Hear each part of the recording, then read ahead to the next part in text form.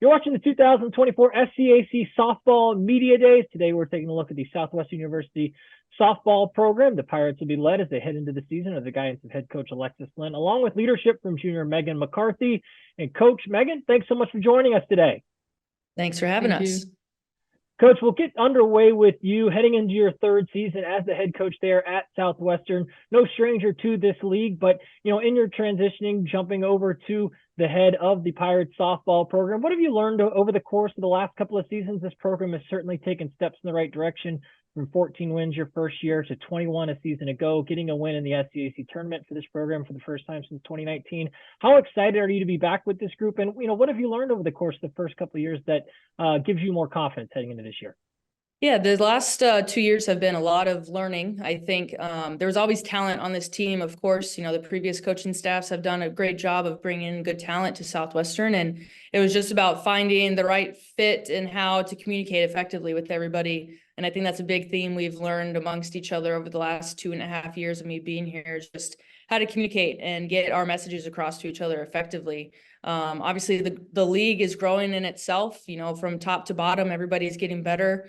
With St. Thomas becoming a eligible program now, obviously their success right away is something that we're happy to see as a conference, but also something we're working towards and wanting to improve on the things that we're doing as a team, and not focusing on what other programs are doing, but just focusing on what we're doing and how we can get better as a group. And I have 2 of my recruiting classes in, plus the great leadership of our upperclassmen that have been here for 3 and 4 years now. And I think we're doing a good job of learning how to mesh with each other and, like I said, communicate effectively and work hard and just work towards the goals that I know that they set and that we spent a good chunk of time talking about before the season started. And I don't know, I think I'm really excited for this year. It's going to be fun. We're kind of a young program, I guess, a young and old program at the same time.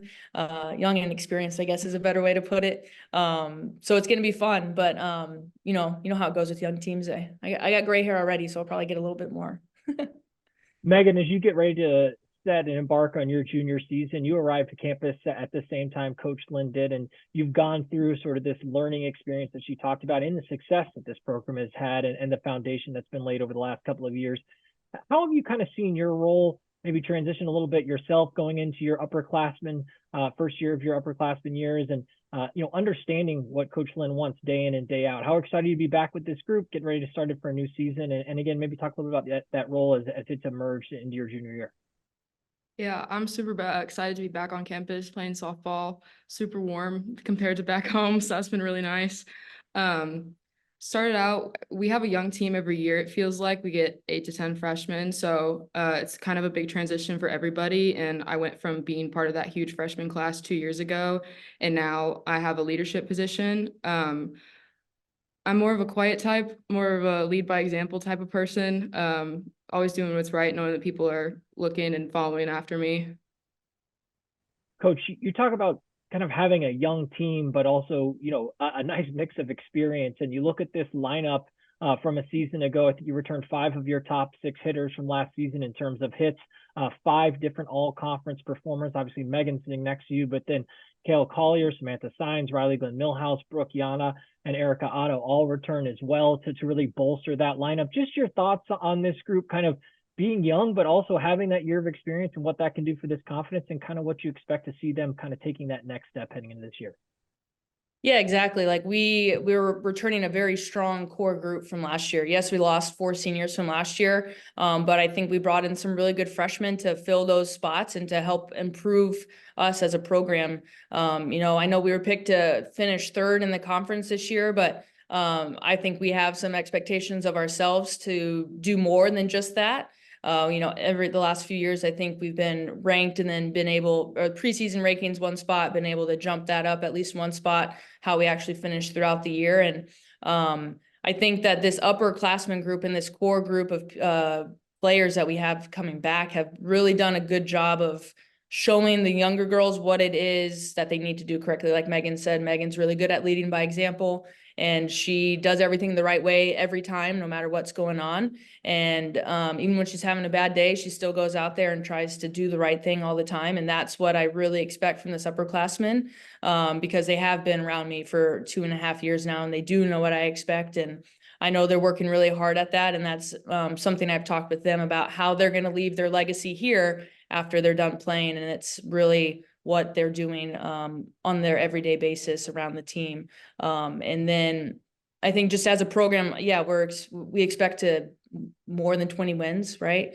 But we also need to focus on some other things as well besides just the win losses, and there's finding some of the smaller wins within everything that we're doing instead of just focusing on the outcome. We got a pretty tough schedule, so it is going to be pretty tough for us to get those 20 wins, but we're more than capable of doing it. We just got to come together as a team on the field and handle our business and support each other and everything like that. And I think I'm confident we'll be able to do it. Is it going to be easy? No, but that's what makes softball so fun, and our schedule so fun this year, is working through some of those hard times together, knowing that you've put in the work on the back end to be successful.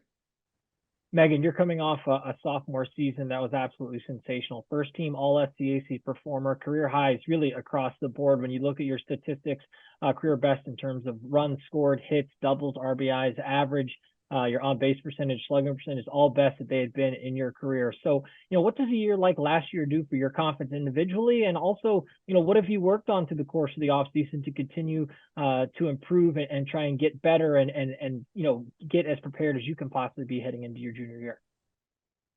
Yeah, it was definitely a confidence booster last year. I think making second team was on my big goal that I kind of kept quiet to myself. And then when I heard first team announced it was crazy.